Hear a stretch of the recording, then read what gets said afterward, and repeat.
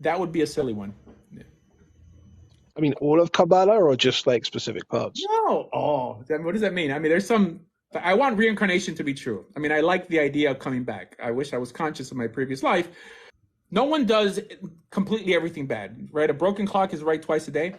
So I have an issue. Here, look, the Sefirot don't personally bother me. However, because I tolerate Kabbalists who believe in the Sefirot, this forces me to tolerate Messianics who believe in the Trinity.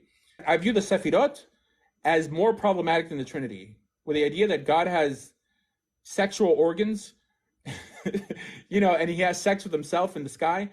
I view that as more problematic. I mean, as a matter of fact, there's something called the Partsufim, God the Father, God the Mother, God the Son. And then there's the Atzilut, the Godhead. These are things that most people don't talk about. With the Zayd on Pin, that you're supposed to, when you pray Mincha, you're supposed to pray towards the Zayd on Pin. Most people don't know anything about Judaism when they attack Christianity. I'm not a Christian, but we have to use equal scales. That's all. Right.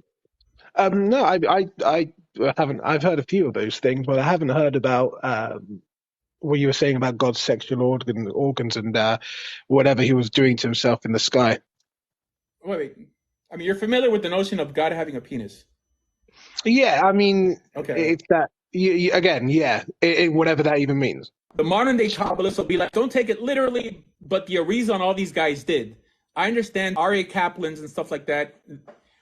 They sort of wash it down a little bit, because they're saying you're not supposed to study Kabbalah, at least according to the Rashba, till you're 40 years old. So the people studying it nowadays, they give them like a watered down version of it, But real Kabbalah is worse than Christianity, in my opinion. Interesting. I mean, the truth is, I mean, I haven't really delved too much into Kabbalah. I feel like it's probably nothing I'm going to understand. If I'm being honest, I started trying to read the Zohar years ago, and it just got to the stage I was just like, what am I even reading here? So it's just there's so much. I don't know what I believe about Kabbalah. I think there's so many. You've got the silly mystical side of it, where people do magical fancy things, but then you've got other sides of it which can give some really interesting details about like the creation of the world and what happened and what is darkness, etc., etc. So I don't really know. I don't really understand it. I think it's just there, and I don't know. Maybe one day I will, but it's definitely a bit It's odd and not so crazy in some problematic. ways.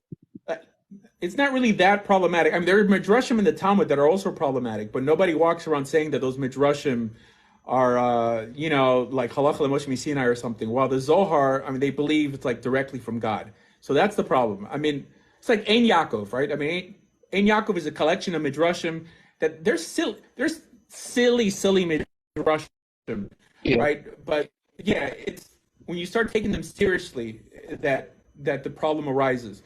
And then when you start pushing people away, like from a community, just because they happen to disagree or they choose to put on tefillin during Chol Hamoed, things that the Zohar is against, which I think goes against, halacha. This is why Sephardim, when they put on tefillin, they have to sit down because the Zohar says, to do it. There's a bunch of things that the Zohar says to do that has nothing to do with halacha. Lag BaOmer, Abshirim, the Shalom Zachar,